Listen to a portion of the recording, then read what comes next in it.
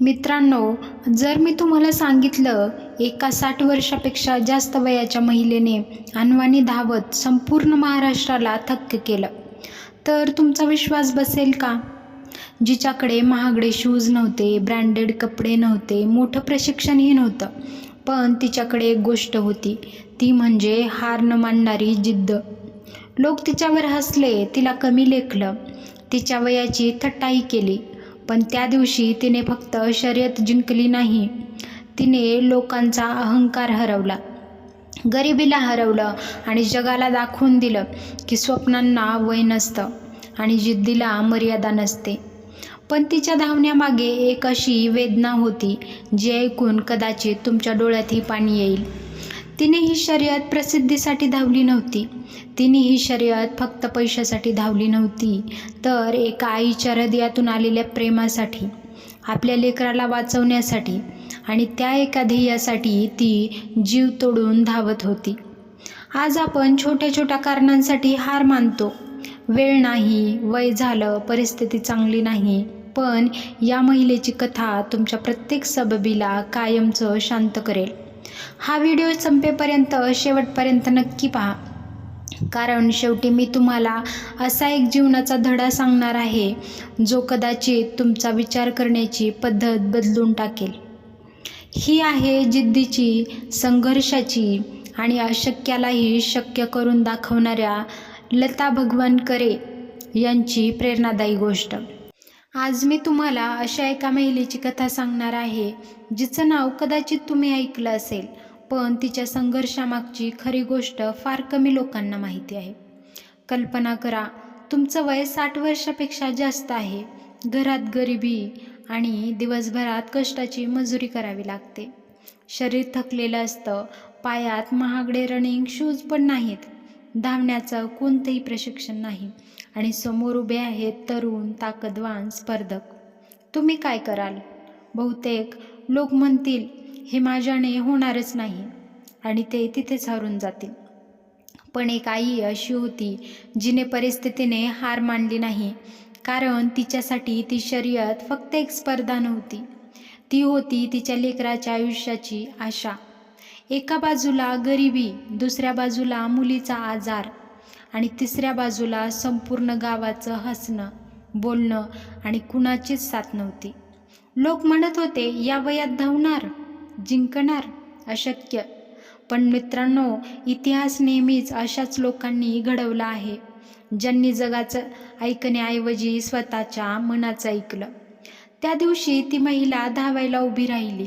तिच्याकडे ना महागडे कपडे होते, ना कोणतं मोठं नाव, ना कोणती ओळख, फक्त एक जिद्द, मला जिंकायचं आहे. पण जे पुढे घडलं त्याने हजारो लोकांना थक्क करून सोडलं. त्या दिवसानंतर लोकांनी फक्त तिचं नाव लक्षात ठेवलं नाही, तर तिची जिद्द, तिचा संघर्ष आणि तिच्या डोळ्यातील स्वप्नही लक्षात ठेवलं. मित्रांनो, आज आपण छोट्या छोट्या कारणांनी स्वप्न सोडतो. कधी पैशांचं कारण, कधी वयाचं, कधी नशिबाचं, तर कधी लोक काय म्हणतील याचं. पण आजची ही गोष्ट तुमच्या प्रत्येक सबबीला एकच उत्तर देईल. जर तुमच्याही आयुष्यात संघर्ष असेल, जर तुम्हालाही वाटत असेल की आता काहीच शक्य नाही, तर हा व्हिडिओ शेवटपर्यंत नक्की बघा, कारण कदाचित आजची ही एक गोष्ट तुमच्या आयुष्यातील सर्वात मोठा टर्निंग पॉईंट ठरू शकते. ही आहे एका साध्या शेतमजूर महिलेची गोष्ट, जिने जगाला शिकवलं वय नाही, परिस्थिती नाही, तर जिद्दच माणसाला महान बनवते. चला तर जाणून घेऊयात लता भगवानकरे यांचा प्रवास. बुलढाणा जिल्ह्यात मेहकर नावाचा तालुका आहे. त्या तालुक्यात लता भगवानकरे नावाची एक माऊली राहते. साधारण वय 65 वर्ष आहे. ती 3 मुलं होती. सरासरी 70चा नवरा. गरिबीशी संसार करत सगळं व्यवस्थित चाललं होतं. तिन्ही मुलींची लग्न करून दिली. आयुष्यभर जेवढं काही कमावलेलं, साठवलेलं ते सगळं मुलींच्या लग्नात घातलं. आता दोघं नवरा बायको दुसऱ्याच्या शेतात रोजाने काम करायचे. रोज काबाड कष्ट करायचे. जो काही रोजगार हातावर पडायचा याच्यामध्येच आपली सुखाची मीठ भाकरी खायचे. आनंदात चाललं होतं सगळं अगदी, पण अचानक नवऱ्याची तब्येत बिघडली. बायकोला काय करावं हे कळेना. तिथल्या सरकारी दवाखान्यात घेऊन गेली. सरकारी दवाखान्यातलं डॉक्टरांना सांगितलं, त्या डॉक्टरांनी त्यांना सांगितलं की मोठ्या डॉक्टरांकडे न्यावं लागेल. काय करावं सुचेना. 4 जणांकडून, शेजाऱ्या-पाजाऱ्याकडून पैसे गोळा केले. उसने पैसे नवऱ्याला सोबत घेतलं आणि बुलढाण्याला गेली. तिथं नवऱ्याला दवाखान्यात दाखवलं. डॉक्टरांनी सांगितलं काही आणखीन तपासण्या कराव्या लागतील, पण त्याची सोय आपल्याकडे नाही. तुमच्या नवऱ्याला घेऊन तुम्हाला बारामतीला जावं लागेल. आत्ता त्या मात्र माऊलीच्या पायाखालची जमीनच सरकली. जेव्हा डॉक्टरांनी हा निर्णय त्यांना सांगितला त्यावेळेस त्यांच्याकडे काहीच नव्हतं. आता इथपर्यंत यायला 4 जणांकडून पैसे घेतले होते, पण बारामतीला जाण्यासाठी अजून काय व्यवस्था करायची या विचाराने ती खूप थकली होती. पैसे लागतील, आणखीन पैसे जमा करावे लागतील. मग या विचारात ती होती, आणखीन पैसे आणायचे तरी कुठून? कारण पोटाची खळगी कशी भरावी हेच रोजचा प्रश्न होता. याच्यामध्ये तिला प्रश्न पडला, जगावं कसं आणि या आजारी माणसाचं सगळं करावं कसं? सरळ मरून जावं, जगूच नये. त्या माऊलीच्या डोळ्यात गळागळा अश्रू यायला लागले. काय करावं? आज ज्या माणसाचं आयुष्यभर खस्ता खाल्ल्या, त्या माणसानं आयुष्यभर स्वतःच्या खांद्यावर संसार पेलून उभा धरला, ज्यानं आयुष्यभर आम्हाला सुखाची सावली दिली, आज त्याच्यावरच ही वेळ आली होती. आपण काही करू शकत नाही. ती माऊली आतल्या आत विचार करत होती. ती हतबल झाली होती आणि शेवटी परत आली आणि 4 जणांकडे शब्द टाकला. मी येतील जुळतील तेवढे पैसे गोळा केले. नवऱ्याला सोबत घेतलं आणि बारामतीला पोहोचली. डॉक्टरांना पुढे नवऱ्याला दाखवलं. डॉक्टरांनी तपासणी केली आणि सांगितलं एक महत्त्वाची तपासणी करावी लागेल. आता मात्र तिचा धीर खचला होता. तपासणी तरी किती आणि किती करायच्या? तपासलं, डॉक्टरला विचारलं. डॉक्टर म्हणले ठीक, पण खर्च किती? कारण तपासणी करता येईल, पण खर्च तर लागणार होता. डॉक्टरांनी जो खर्चाचा आकडा सांगितला, तिच्या डोळ्यापुढचे दिवसाढवळ्या तिच्या डोळ्यापुढं अंधारी आली. कारण परिस्थिती तशी होती. एवढे पैसे आणायचे कुठून? नवऱ्याला म्हणून सांगावं असं तिला वाटत होतं. काय करावं? आतल्या आत ढसाढसा रडत होती. बाहेर आली हॉस्पिटलमधून आणि बाकड्यावर बसली. पदराने डोळे टिपत राहिली. काय करावं? काय सांगू नवऱ्याला? जा माघारी, सरळ परत मरू द्या नवऱ्याला, असंच आतल्या आत तिचा विचार चालू होता. विचार करत राहिली. थोडा वेळ झाला. डोळे पाणावलेले कोरडे झाले आणि त्याच बाकड्यावर पडलेला पेपर तिला दिसला. तो पेपर तिनं वाचला. मोठ्या ठळक अक्षरात छापलेली बातमी होती. तिच्या नजरेत ती धरली आणि चमकली बातमी होती बारामती मॅरेथॉनची. आणि मॅरेथॉनमध्ये जिंकणाऱ्या स्पर्धकाला त्या बक्षिसाच्या आकड्यावर तिची नजर उभी राहिली आणि तिच्या डोक्यात झटकन कल्पना आली की हे बक्षीस जर मी जिंकलं तर माझ्या नवऱ्याची तपासणीवर उपचार सुरू होईल. आणि बस, तिने एवढाच विचार केला. 65 वर्षाची माऊली, तिने निर्णय घेतला. या नवऱ्याचा जीव वाचवण्यासाठी ही तिनं मॅरेथॉन स्पर्धा जिंकायचं ठरवलं. त्याच्यामध्ये भाग घ्यायचा आणि 65 वर्षाची माऊली त्या मॅरेथॉनच्या जागी पोहोचली. सगळे स्पोर्ट्स शूज घालून होते, टी-शर्ट, त्यांच्याकडे स्पोर्ट्सचे कपडे होते. रोज धावण्याचा सराव करणारे मॅरेथॉन स्पर्धेला त्यातही ती आली होती. 65 वर्षाची लता भगवानकरे, नऊवारी नेसलेली, कासोटा घातलेली आणि अनवाणी पायाची. संयोजकांना सांगितलं मला स्पर्धेत भाग घ्यायचा आहे, मला पळू द्या. चकित होऊन सगळे बघायला लागले. ती सांगायला लागली माझा नवरा दवाखान्यात आहे, त्याला वाचवायचा आहे, तर पळण्याशिवाय पर्याय नाही आहे माझ्याकडे. कृपया मला याच्यामध्ये भाग घेऊ द्या, मलाही याच्यामध्ये भाग घ्यायचा आहे. संयोजकांनी तिला भाग घेऊ दिला आणि 65 वर्षाची माऊली त्या स्पर्धेला तयार झाली. बघता बघता पट्टी पडली आणि मॅरेथॉन स्पर्धा चालू झाली. मनातून बेभान होती. लता भगवानकरे पळत राहिली. आज रोजचे रोज कसलेले सराव करणारे धावपटू पळत आहेत आणि त्यांच्याबरोबर पळती 65 वर्षाची नऊवारी घातलेली, कासोटा नेसलेली लता भगवानकरे डोळ्यापुढे फक्त नवरा दिसतोय. त्याच्यासाठी पळायचं, त्याला वाचवायचं, त्याला जगवायचं. बस जिंकलंच पाहिजे, जिंकलंच पाहिजे, दुसरा पर्याय नाही. बेभान मनाने पळते. आत्तापर्यंत पळली होती रानात जनावरांच्या मागं आणि आत्तापर्यंत पळली होती संसाराला ठिगळं लावताना. आत्तापर्यंत पळाली होती संध्याकाळचे 2 घास कमावताना. अशी मैदानावर कधी पळलीच नव्हती. पण आयुष्यानं आता पळायला लावलं होतं. बेभानपणे पळत होती आणि अखेर आवाज झाला. स्पर्धा संपली आणि त्या बारामती मॅरेथॉनची विजेती ठरली ही 65 वर्षाची लता भगवानकरे. वय वर्ष 65, नऊवारी नेसलेली, कासोटा घातलेली, अनवाणी पायाची. तिच्या यशाचं कारण काय? तर खचलेल्या नवऱ्यासाठी हॉस्पिटलचा इलाज करण्यासाठी पैसे हवेत. धावपट्टूसारखी ती वर्षभर मैदानावर सराव तर अजिबात करत नव्हती. त्या मैदानावर खडे टोचून आहेत म्हणून तिच्या पायात स्पोर्ट शूजही नव्हता. साडीचा कासोटा पायात अडकून आपण पडू नये अशी भीती सुद्धा तिला वाटली नव्हती. रोजच्या रोज कसलेला सराव कारण त्या धावपट्टूच्या तुलनेत आपण टिकू शकू का हा प्रश्न तिच्या मनात आलाही नाही. आपण कधीच असे पळलो नव्हतो हेही तिला पळताना आठवलं नाही. तिला फक्त आठवत होता नवरा, तिला फक्त आठवत होती त्याचा आजारपण आणि फक्त तिचा नवरा आठवत होता. त्याला जगवायचं आहे बस एवढाच विचार जिंकण्याची तिची तीव्रता एवढी प्रचंड होती ना, ती तीव्रताच तिला यश देऊन गेली. तुमची जिंकण्याची तीव्रता किती आहे याच्यावर तुमचं यश अवलंबून आहे. किती तीव्रतेने तुम्हाला वाटतं. पाण्यात बुडल्यावर श्वासांची गरज जेवढ्या तीव्रतेने शरीराला वाटते ना, तेवढ्या तीव्रतेने तुम्हाला यशाची गरज वाटावी लागते. तरच तुम्हाला यश मिळेल. लक्षात ठेवा, यशाला कधीही शॉर्टकट नसतं. यश परत मिळावं म्हणून रिव्हर्स गिअरसुद्धा टाकता येत नाही. सुरुवात केली की बस पोचायलाच पाहिजे. वाटेमध्ये अनेक अडचणी येतील, खडे टोचतील, लोक नावे ठेवतील, पण माघारी अजिबात फिरू नका. थोडेसे नम्र व्हा, झुका, वाका. बोलणारे दगडही फेकतील, पण तुम्ही पुढे चालत राहा. एखादा दगड आडवा येईल, दगड आडवा आला तरीसुद्धा वाट बदलून माघारी अजिबात फिरू नका.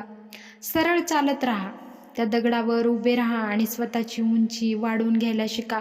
लक्षात ठेवा, पुढे चालता चालता जरी एखादा महाकाय डोंगर जरी आडवा आला ना, तरी माघारी फिरू नका, पळून अजिबात जाऊ नका आणि त्या डोंगराला धडका मारायचाही विचार अजिबात करू नका. डोके शांत ठेवा, डोंगराचा नीट अभ्यास करा, निरीक्षण करा आणि सरळ त्या डोंगराला वळसा घालून पुढे निघून जा. यश पुढे तुमची वाट पाहते, त्यामुळे माघारी अजिबात फिरू नका. यश एक दिवस नक्की मिळणार. शरीर पाण्यामध्ये असल्यावर श्वासांची गरज जशी शरीराला तीव्रतेने वाटायला लागते ना, त्या तीव्रतेने तुमच्या शरीराला जेव्हा यशाची गरज वाटेल त्यावेळेसच यश तुमच्या दारात हात जोडून उभं राहील. श्वासाबरोबर त्याला ध्यास लागला पाहिजे. प्रत्येक श्वासासागरी सातत्याने आम्हाला वाटतंय असं यश हवंच असं वाटलं पाहिजे, दुसरं काही नाही. हा ध्यास ज्याला तयार करता आला ना, त्याला स्वतःच्या श्वासावर विजय मिळवता आला. हे सगळ्यात मोठं यश त्याला मिळवताच येतं, बाकी काही नाही. ही सगळ्यात महत्त्वाची गोष्ट आहे. खरं तर आमच्या संस्कृतीमध्ये अनेक विचारवंत किंवा जसे भगवान रामचंद्र झाले, श्रीकृष्ण भगवान झाले, तशाच प्रकारे जीवनामध्ये जगताना रामनीती आणि कृष्णनीती अवलंबायची कुठे हे सुद्धा आपल्याला आलं पाहिजे. हे जमलं तरच यशापर्यंत पोहोचता येतं. ही सगळ्यात महत्त्वाची गोष्ट तुम्हाला करता आली पाहिजे. त्याच्यामधून आम्हाला त्या मार्गाने जाताच आलं पाहिजे. त्या सगळ्यात मोठा भाव आहे म्हणजे निश्चितपणे तो विचार करता यावा लागेल. तो विचार कसा करायचा यासाठी एक गोष्ट मी तुम्हाला सांगेन. एक प्रधानाचा मुलगा शाळेला जायचा. रोज सकाळी शाळेत जाता जाता त्याला वाटेमध्ये राजवाडा लागायचा. त्या प्रधानाच्या पोराला शाळेत जाताना राजाने बघितलं आणि त्या मुलाला हाक मारून बोलवायला लागला. राजा त्या मुलाला म्हणायचा इकडे ये, आणि तो प्रधानाचा मुलगा राजासमोर उभा येऊन ठाकला. आणि तसं करता करता राजाच्या हातामध्ये 2 नाणी होती, आणि राजाने प्रधानाच्या मुलाची परीक्षा घ्यायचं ठरवलं. राजाच्या हातामध्ये 2 नाणी होती. एका हातात नाणं होतं सोन्याचं, दुसऱ्या हातात चांदीचं नाणं असायचं. राजा प्रधानाच्या मुलाला विचारायचे, यामधलं जे मौल्यवान नाणं असेल ते तू उचल. यातलं सर्वोत्तम मौल्यवान नाणं तू जर ओळखलंस तर उचललं तर नाणं तुला. आणि तो प्रधानाचा मुलगा मग एका हातात राजाच्या सोन्याचं नाणं, दुसऱ्या हातात चांदीचं. तो प्रधानाचा मुलगा चांदीचंच नाणं उचलायचा. राजा म्हणायचा, प्रधान एवढे हुशार आहेत, पण पोराच्या डोक्यात काही भेजाच नाही, त्याला मौल्यवान काय ते कळतच नाही. दुसऱ्या दिवशी परत प्रधानाच्या मुलाची परीक्षा घ्यायला राजा त्याच वेळी त्याच ठिकाणी येऊन उभे राहायचे. परत तीच परीक्षा. राजाच्या हातामध्ये 2 नाणी असायची, एका हातात सोन्याचं नाणं, दुसऱ्या हातात चांदीचं नाणं. आणि मग परत प्रधानाचा मुलगा चांदीचंच नाणं उचलायचा. असं महिनाभर चालू होतं. राजाने पाहिलं, राजाची आता पक्की खात्री पटली. त्याला असं वाटलं की प्रधानाचा एकही गुण याच्या मुलात आलेला नाही. बाप हुशार आहे, पण पोरगा हुशार अजिबात दिसत नाही. महिनाभराने राजाने शेवटी प्रधानाला विचारलं, काय प्रधानजी, तुम्ही एवढे हुशार आहात, पण तुमचा मुलगा बुद्धिमानही नाही, विद्वानही नाही, आणि तुमचा मुलगा असा कसा, त्याला काहीच येत नाही. मग रोज शाळेत जातो, त्याला रोज बोलावतो, आणि 2 नाणी माझ्या हातात असतात, एक सोन्याचं असतं, एक चांदीचं. मौल्यवान असलेलं नाणं उचल, मी तेव्हा त्याला असं म्हणतो, तेव्हा तो चांदीचंच नाणं उचलतो. त्याला मौल्यवान काय हे कळतच नाही. सोन्याचं नाणं उचलायचं सोडून तो महिनाभर चांदीचंच नाणं उचलतो, असं राजाने प्रधानजींना सांगितलं. त्यावर प्रधानजींना राजाने म्हटलं की तुम्ही त्याला मौल्यवान काय हे शिकवलं नाही का? त्यावर प्रधानजींना वाईट वाटलं. तो म्हणाला, बघतो आपला मुलगा हुशार आहे की नाही. प्रधानजींनाही थोडंसं वाईट वाटलं. मग प्रधानजी घरी गेले आणि मुलाला बोलावलं, इकडे ये. मुलगा प्रधानजीजवळ आला आणि प्रधानजीने त्यांना म्हणाला, माझं नाव रोशन करण्याऐवजी माझं नाव खराब करायला लागलास तू तर. अरे राजा तुला रोज सोन्याचं नाणं आणि चांदीचं नाणं दाखवतात, त्याऐवजी तू मौल्यवान नाणं उचलण्याऐवजी तू चांदीचंच नाणं उचलतोस. तुला कळत नाही मौल्यवान काय आहे. मौल्यवान उचलायच्याऐवजी तू तर चांदीचंच नाणं उचलतोस. तुला एवढं कळत नाही. त्यावर मुलगा म्हणाला, थांब. हे ऐकल्याबरोबर मुलगा म्हणाला, थांबा बाबा, मी येतोच. आणि तो आत गेला आणि एक भरणी घेऊन आला. त्या भरणीमध्ये सगळी महिनाभराची साठवलेली चांदीची नाणी होती. आणि तो बाबांना म्हणाला, ही माझी महिनाभराची कमाई आहे. तुम्हाला काय वाटलं, राजा मला खेळवतोय? महिनाभरात मी त्याला खेळवतोय म्हणे असं? अहो बाबा, मी हे सोनं हे मौल्यवान नाणं आहे हे मला माहिती आहे, पण ज्या दिवशी मी सोन्याचं नाणं उचलेन त्या दिवशी हा सगळा खेळ बंद होईल. एका सोन्याच्या नाण्यासाठी ही महिनाभराची कमाई चांदीची नाणी कशाला घालू? बुद्धिमान असण्याची व्याख्या काय आहे? ही आपली बुद्धिमत्ता जे दाखवून देतात ते बुद्धिमान नव्हे. आपली बुद्धिमत्ता न दाखवता त्या बुद्धिमत्तेचा वापर करून आपला फायदा करून घेतात, तेच खरे बुद्धिमान. ज्ञानी माणूस असाच करतो. बोलण्याशिवाय सुंदर दुसरं काही करत नाही. ज्याला अनुभव आहे तो फारसा व्यक्त होत नाही. ज्याला अनुभवच नाही तो सारखाच बडबडल्याशिवाय शांत बसत नाही. ज्ञान ही सगळ्यात महत्त्वाची गोष्ट आहे. ती तुम्हाला अनुभव देते. ती हा अनुभव तुम्हाला घ्यायचा आहे व इतरांच्या अनुभवातून तुम्ही फारसं शिकू शकत नाही. म्हणजे देखल्याची गोडी खाल्ल्याशिवाय, असं तुकोबारायांनी जसं म्हटलं आहे, तसंच आजचा अनुभव जे आपण घेतो त्यातून जोपर्यंत तुम्हाला अनुभव स्वतः येत नाही तोपर्यंत ज्ञान मिळत नाही. आणि अनुभवाशिवाय ज्ञान हे काडी मात्र उपयोगाचं नाही. सगळ्यात महत्त्वाची गोष्ट आहे. त्यामुळे सगळ्यात महत्त्वाचा विषय, बुद्धिमान कोण आहे? जो स्वतःच्या अनुभवाने शिकतो तो बुद्धिमान आहेच. पण स्वतःचा वेळ अनुभव घेण्यासाठी वाया न घालवता इतरांच्या अनुभवावर सुद्धा जो शिकतो तो सगळ्यात बुद्धिमान आहे. म्हणजेच मी एक पुस्तक वाचतो त्यावेळी 70 वर्षाच्या वयोवृद्धाने जर ते पुस्तक लिहिलं असेल तर त्याची 70 वर्ष त्या पानावर उमटलेली असतात. ती 70 पानं मी वाचतो याचा अर्थ मी त्याच्या 70 वर्षाच्या आयुष्याचा अनुभव घेतो. आम्हाला तो अनुभव घेता आला पाहिजे आणि त्या अनुभवातून शिकता आलं पाहिजे, ही सगळ्यात महत्त्वाची गोष्ट आहे. हे शिकणं ज्याला जमलं त्याला यश मिळवणं आलं, हा सगळ्यात मोठा यशाचा गाभा आहे. आत्ताच्या पालकांनी शिक्षकांना म्हणजे आत्ताच्या नव्या पिढीला हे सांगितलं पाहिजे सातत्यानं की ज्ञान ही शेवटची सर्वोत्तम शिदोरी आहे, त्याच्याशिवाय दुसरं काही नाही. म्हणजे पूर्वी ज्याच्या नावावर सातबाऱ्याच्या जमिनी जास्त, ज्याला सगळ्यात जास्त श्रीमंत म्हणायचं, ज्याच्या दावणीला जास्त गुरंढोरं त्याला सगळ्यात जास्त श्रीमंत म्हणायचे. या सगळ्या व्याख्या आता बदलल्या आहेत. ज्याच्याकडे ज्ञान जास्त तो सगळ्यात जास्त श्रीमंत, ही नवी व्याख्या आता तयार झालेली आहे. त्यामुळे तुम्हाला जर यश मिळवायचं असेल तर हे ज्ञान, आयुष्याचं ज्ञान तुम्हाला मिळवता आलं पाहिजे. त्यामुळे आयुष्य कसं जगायचं हे तुम्ही अनुभवातून शिकून घ्या आणि इतरांचा अनुभव तुमच्या यशापर्यंत कसा तुम्हाला पोहोचू शकतो हे तुम्हाला शिकता आलं पाहिजे. आजच्या व्हिडिओतून तुम्हाला काय शिकायला मिळालं हे कमेंटमध्ये नक्की सांगा आणि आजच्या 2 गोष्टींपैकी कोणती गोष्ट तुम्हाला आवडली हे सुद्धा कमेंटमध्ये सांगा.